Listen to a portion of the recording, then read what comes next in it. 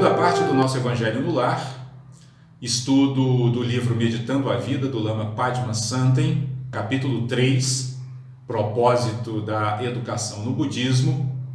O tópico de hoje é professor. Então nós estamos estudando esse capítulo do livro Meditando a Vida, onde o Lama fala dos propósitos da educação budista e também nos explica e enumera todos os componentes, todos os elementos que compõem essa educação. Hoje ele vai falar do professor. Quais são as características de um professor budista? Quais são as características de um professor que procura transmitir para seus alunos a essência dos ensinamentos do Buda? E aí o Lama inicia seus comentários dizendo: o professor representa os ensinamentos do Buda. Curiosamente, os ensinamentos do Buda não são budistas, apenas proporcionam a liberação dos condicionamentos automáticos. Então aqui nós já temos uma característica muito peculiar do budismo e ao mesmo tempo muito encantadora, que é o fato de que o budismo não tem o mínimo resquício de qualquer sectarismo, Não há nenhum esforço de conversão, não há nenhum trabalho dos mestres budistas no sentido de tentar converter os seres ao budismo. É por isso que o Lama fala que os ensinamentos do Buda não são budistas. O Lama fala muito sobre isso. Ele diz que os ensinamentos do Buda falam sobre a vida, simplesmente isso.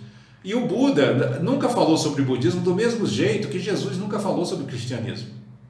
Eram seres iluminados, seres totalmente despojados de qualquer mínimo resquício de sectarismo. Não tinham sectarismo nenhum. Eles apenas traziam seus ensinamentos por compaixão, porque como foram seres que se libertaram desse sofrimento que o nosso apego egóico nos impõe, eles então vieram trazer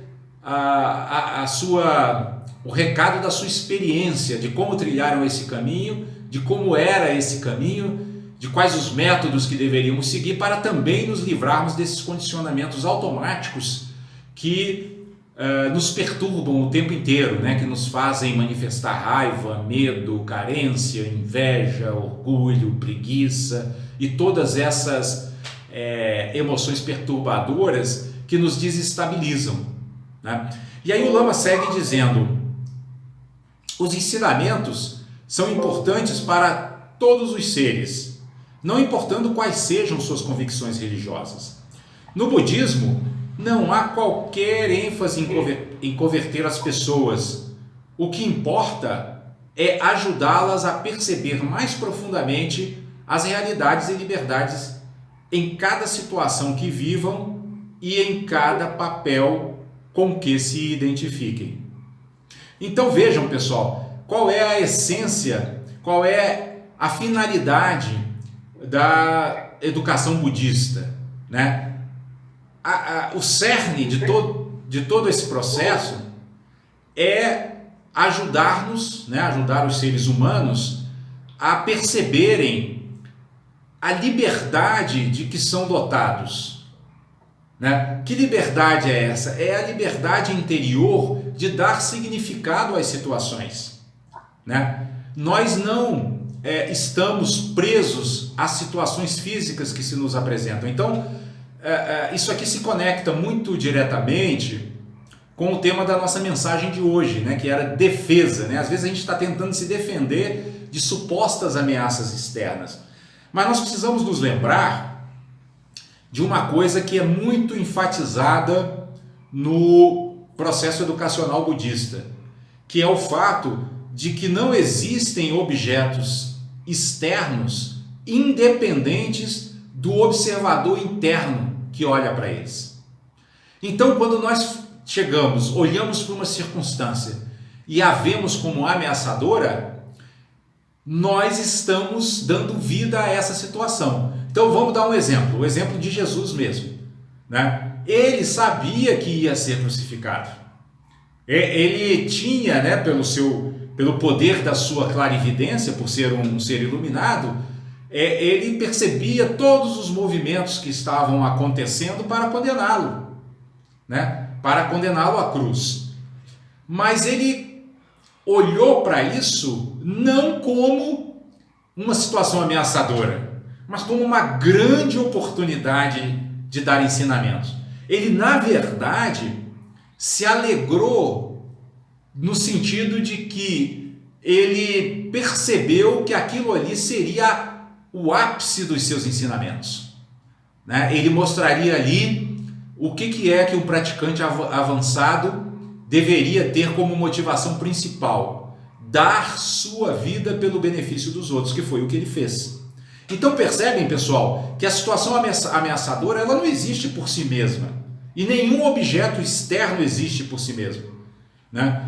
O objeto ele surge coemergente com o conteúdo interno da nossa mente. Então a situação ameaçadora ela só surge quando há medo dentro do coração. Jesus não tinha medo dentro do seu coração. Eu não diria nem que ele tinha coragem, porque ele tinha era destemor, né? A ausência de temor, né? Não havia qualquer temor dentro dele. Por quê? Porque a sua motivação básica era trazer benefício para os seres. Qualquer circunstância é propícia a trazer benefício para os seres, e ele percebeu isso, né? Como ser iluminado que era, dotado de uma sabedoria discriminativa plenamente desenvolvida, ele olhou para a situação e falou: já sei o que fazer para transformar isso na culminância dos ensinamentos que eu trouxe ao mundo. Que alegria, né? Por isso que, como nós vimos na mensagem do nosso evangelho passado, né, a ação de graças, né? Ele deu graças a Deus por tudo aquilo pelo qual ele iria passar, que aos olhos das mentes comuns, das nossas mentes comuns, parecia sofrimento e aflição, mas que para ele era a grande oportunidade de dar destaque aos seus ensinamentos que trariam muitos benefícios para a humanidade, né? Então, é isso que o Lama chama de liberdade, né? Os professores budistas procuram nos ensinar que nós somos dotados dessa liberdade de dar significado a tudo aquilo que acontece no mundo externo, né? Nós somos donos, digamos assim, da nossa mente, né? Ou pelo menos deveríamos trabalhar para nos tornarmos donos da nossa mente, para que em todas as circunstâncias, sejam elas quais forem, a gente possa dar um bom nascimento a elas. Sempre um bom nascimento, no sentido de transformar todas elas em um aprendizado positivo. E é por isso que o Lama segue dizendo: o ensinamento busca a transcendência, ou seja, a liberdade de criar e estabelecer universos mentais e também a liberdade frente ao que foi criado. Nós somos livres frente a tudo que a gente cria, né? É por isso que a gente fala muito aqui também que os mestres espirituais, eles não nos aconselham a ficarmos cultivando culpa diante de erros que possamos, porventura, ter praticado, né? Por quê? Porque a culpa é uma fixação em algo que aconteceu, em algo que eu fiz, ou por ignorância, ou porque estava descontrolado, ou por qualquer outro motivo, né? Aí desenvolve aquela culpa: meu Deus, como que eu fui fazer isso? E aí começa a nossa energia a abaixar, a amortecer, a ficar enfraquecida, né? Mas o que o Lama está dizendo aqui é que nós temos a liberdade de criar e estabelecer universos mentais. Então nós podemos sair dessa paisagem de culpa e transformá-la numa paisagem mental de arrependimento. Não, ok, errei, realmente não poderia ter feito aquilo, não devia ter feito aquilo, mas já fiz. Então agora o que eu vou fazer é tomar uma decisão que me leve para rumos absolutamente opostos àqueles que me levaram a cometer o erro do qual eu agora me arrependo. Então eu, em vez de olhar para o passado, eu crio uma paisagem mental que olha para o futuro. E essa que é a liberdade de estabelecer universos mentais a que o Lama se refere, né? Nós precisamos nos conscientizar dessa liberdade, porque essa liberdade é um verdadeiro poder divino que nós temos dentro de nós, né? É como se nós tivéssemos o mesmo poder divino que Deus expressa lá no Antigo Testamento, quando ele disse assim: faça-se a luz. E aí o Antigo Testamento diz: e a luz se fez. Então, quando a gente diz faça-se a culpa se faz. Quando a gente diz também não disfarça-se a culpa se desfaz. Então, nós podemos fazer e refazer o nosso caminho a todo momento. E é essa liberdade que é a essência dos ensinamentos budistas e, consequentemente, a essência da educação budista, né? Que é o tópico aqui que nós estamos tratando, né? O capítulo que estamos estudando. E aí o Lama segue ainda dizendo, para ser professor, a pessoa deve ter ouvido os ensinamentos e desenvolvido certa clareza vivencial sobre os temas. Sem isto, não pode ensinar. Por outro lado, quando a experiência estiver clara e ela puder falar sobre a liberdade e visão de que já usufrui, reconhecerá que não é uma sabedoria pessoal sua, mas uma característica do Buda. Nesse sentido, a pessoa sente-se completamente inseparável do Buda. Surge a compreensão profunda de que a mente do Buda é igual à de todos os seres, e há seres que usufruem disto de forma consciente e outros não.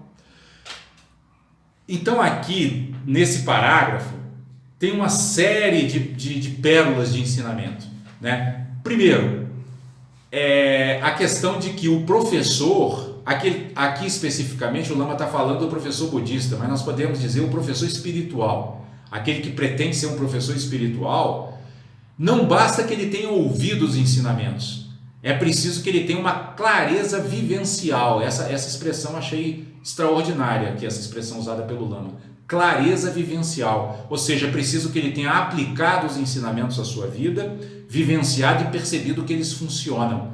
Por quê? Porque isso fortalece a fé e a confiança nos ensinamentos e nos torna exemplos vivos deles. E o exemplo, como já dissemos aqui várias vezes, arrasta, né? A palavra convence, mas o exemplo arrasta. Então, quando nós temos clareza vivencial, significa que a nossa compreensão dos ensinamentos, ela não se limitou a uma compreensão cognitiva, mas ela transformou a nossa energia, ela purificou a nossa mente, limpou as nossas obscuridades mentais em algum nível, né? E aí, se nós tivermos essa clareza vivencial, então nós vamos estar habilitados a passar para outros essa vivência, né? Esse ensinamento vivencial. E um outro ponto importante neste parágrafo é a questão de que a gente percebe também, quando vai avançando no caminho, que a sabedoria que nós adquirimos não é uma sabedoria nossa, né? Aqui o Lama diz que essa sabedoria não é uma sabedoria pessoal nossa, porque ela é inseparável do Buda. Ora, Buda em sânscrito significa o desperto, que é o mesmo significado de Cristo, né? Cristo é aquele também que já despertou, é aquele que já despertou para a consciência do reino divino dentro dele, né? Então, quando o Lama diz que essa sabedoria que nós adquirimos, ela não é uma sabedoria pessoal, ela não é uma sabedoria nossa, é porque, na verdade, ela pertence a qualquer ser desperto. Qualquer ser que acordar do sono da ignorância vai perceber que dentro dele habitam esses tesouros de compaixão, de bondade amorosa, de paciência, de sabedoria, de perseverança, de concentração. São habilidades inerentes à nossa natureza divina, e essa natureza divina permeia todos os seres, é onipresente. E isso é um ensinamento importante, por quê? Para que nós não geremos um obstáculo muito perigoso do caminho espiritual, que é o orgulho espiritual. Ah, tá vendo agora? Olha só, eu sou um desperto, agora eu sou diferente dos outros. Vamos lembrar que o Buda, quando atingiu a iluminação, nesse momento ele se expressou da seguinte forma: eu, a Terra e todos os seres do universo nos tornamos o caminho. Então, na sua iluminação, ele não se percebeu como separado, né? Não se percebeu, agora eu sou iluminado e os outros são os ignorantes. Não. Eu, a Terra e todos os seres nos tornamos o caminho. O caminho espiritual, tudo é caminho espiritual. Porque Deus está presente em tudo. A natureza búdica, né, na linguagem budista, está presente em tudo. Então tudo, sem exceção, é caminho espiritual, tudo é divino. Tudo tem um grande valor, né? Todos aqueles, até aqueles que nos fazem mal, como nós vimos na nossa mensagem do início, são joias preciosas, né? Que nos trazem ensinamentos importantes, essenciais para o nosso crescimento espiritual. E aí o Lama segue dizendo: surge uma imagem cósmica do Buda como um impulso universal em direção à liberdade e à felicidade. E todos que usufruem disso e dedicam-se a facilitar o acesso dos outros a esta liberdade e felicidade são completamente inseparáveis do Buda. Não é uma característica ou posse pessoal, mas uma condição de liberdade e felicidade. Desta experiência surge a noção de Bodhisattva. Sua visão é ampla e ele utiliza suas características pessoais particulares como meio de espelhar a natureza de liberdade que é inerente a todos. É como um lago que, justamente por ser um lago particular no espaço e tempo, reflete a natureza ilimitada em sua superfície. Então vocês vejam que o Lama conclui o ensinamento reforçando esse ponto da impessoalidade das qualidades espirituais. Então, quando a gente adquire algum grau de compaixão, quando a gente adquire algum grau de bondade amorosa, ou de qualquer outra perfeição espiritual, nós, na verdade, não estamos adquirindo no sentido em que a gente entende essa palavra. Nós estamos, na verdade, apenas despertando algo que já faz parte da nossa natureza divina e da natureza divina de todos os seres. Ou seja, não sou eu que sou o dono dessas qualidades, né? Não é a minha compaixão e o meu amor. É a compaixão universal, o amor universal se manifestando através de mim. Por quê? Porque eu me tornei um canal puro.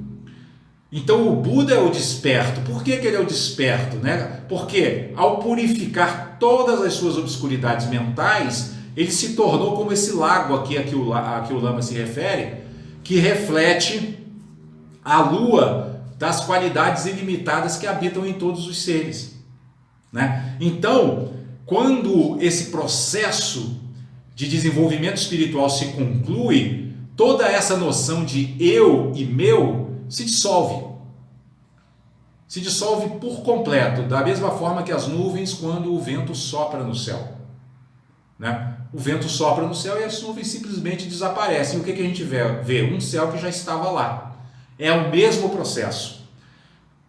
Quando nós nos iluminamos, nós dissolvemos todas as nuvens de obscuridades mentais que obstruíam o nosso acesso à nossa natureza divina, e o céu